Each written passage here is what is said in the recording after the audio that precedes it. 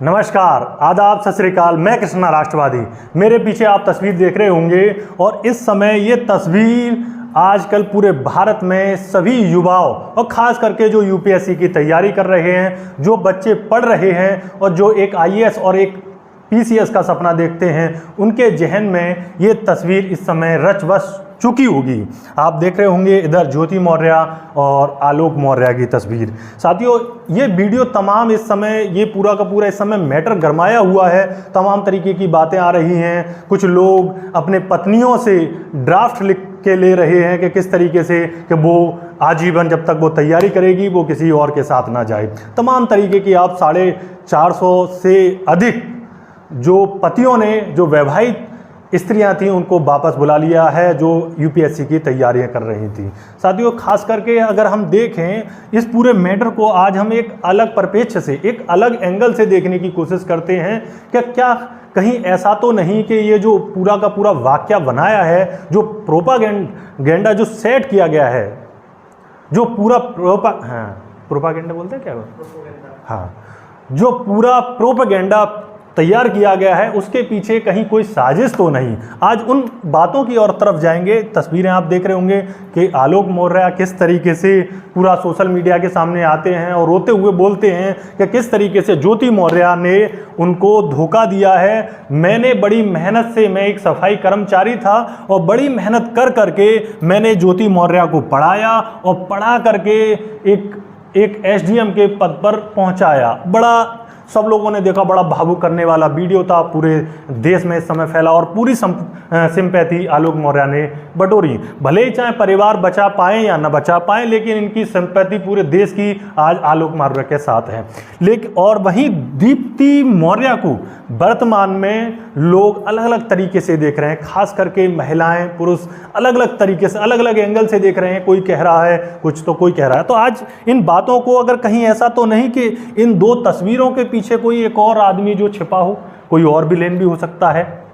कभी आपने गौर किया जो तीसरा व्यक्ति है जो इस फोटो में आपको शायद नहीं दिखाई दे रहा है, और इस फोटो में क्या आप जितनी वीडियो देख रहे हैं उन सभी वीडियो में वो जो एक तीसरा व्यक्ति है वो गायब नजर आता है। तो कहीं विलेन कहीं कोई और हम कोशिश कर रहे हैं कहीं और। आपने असुर की सीरीज देखी होगी और कैसे एक विलेन को छुपाया जाता है, लास्ट तक यही नहीं पता चलता कि असुर है कौन।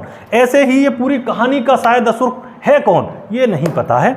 तो शायद आपको जो तीसरा फोटो है वो आपने नहीं देखा, और वो तीसरा फोटो कहीं जो होम गार्ड कमांडेंट हैं मनीष दुबे तो नहीं, जिनकी एक शादी हो चुकी है और शादीशुदा व्यक्ति किस तरीके से कहीं अपने प्यार में दीप्ति मौर्य को फंसाते हैं और शादी का एक खेल रचते हैं। तो कहीं ऐसा तो नहीं, क्योंकि साथियों अलग अलग एंगल से सोचा जाना चाहिए।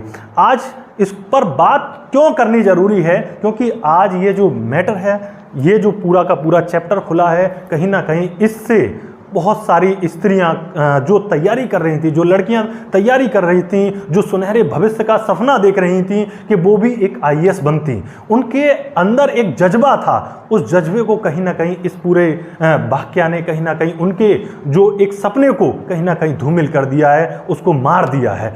तो सबसे पहले ये कारण बनता है। और दूसरी स्लाइड में आप देख सकते हैं कि यही वो व्यक्ति है जो कमांडेंट मनीष दुबे, जो वर्तमान में इस पर कोई बहस नहीं हो रही। जितना दोषी हम देख रहे हैं कि ये ज्योति मौर्य है, क्या उतना दोषी ये मनीष दुबे नहीं है क्या?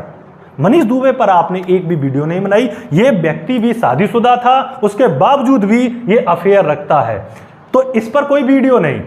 हम एक तरफ कहते हैं कि हमारे देश में स्त्री और पुरुष बराबर हैं, तो क्या बराबर इसको भी मिलनी चाहिए थे?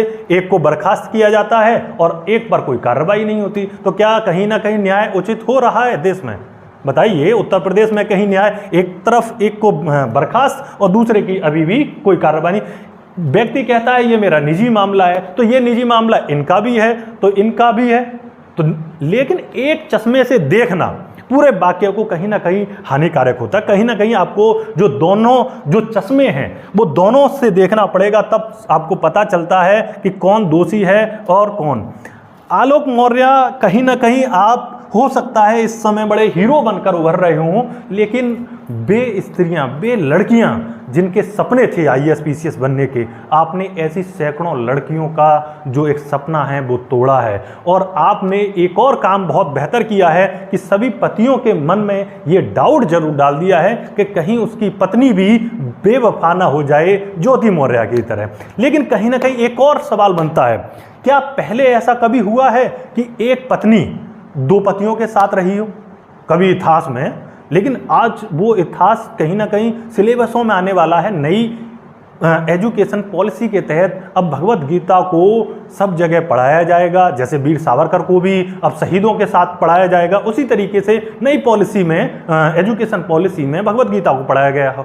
और भगवत गीता में आपने एक और चीज़ आपने देखी होगी कि जो द्रौपदी हैं वो भी 5 पतियों के साथ रहती हैं। तो आपने उस महाभारत में जो 5 पति थे उनको कैसे माफ़ कर दिया, या द्रौपदी को कैसे माफ़ कर दिया, जो आप ज्योति मौर्य को वर्तमान में नहीं कर पा रहे हैं? सोचिए कि उस समय स्त्री को, जो द्रौपदी थी, उनको माफ़ किया जा सकता है तो वर्तमान में ज्योति मौर्य को नहीं, क्यों नहीं किया जा सकता? सवाल ये नहीं है कि यहाँ पर, लेकिन हमारा जो कानून है वो भी यह कहता है कि कोई भी स्वेच्छा से किसी के साथ रह सकता है, किसी के साथ उठ सकता है, बैठ सकता है। आज वर्तमान में ऐसा कोई रोक रुकावट नहीं है। तमाम चर्चा का विषय है, कोई गलत साबित करने को तुला हुआ है, कोई सही साबित करने को तुला हुआ है, लेकिन जो बीच का व्यक्ति है, ये जो आप देख रहे हैं फोटो में, मनीष दुबे, क्यों नहीं है?